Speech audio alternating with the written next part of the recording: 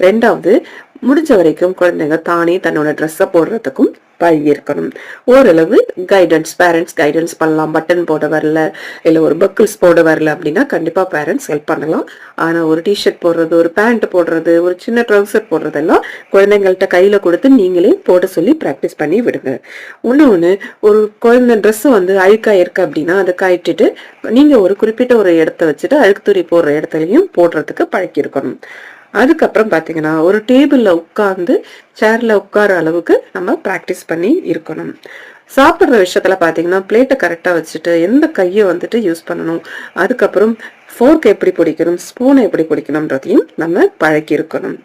அதுக்கப்புறம் சாப்பிட்டு முடிச்சதுக்கு அப்புறம் அவங்க பிளேட்டை எடுத்துட்டு போயிட்டு சிங்க்ல போடுறதுக்கும் பழக்கி இருக்கணும்.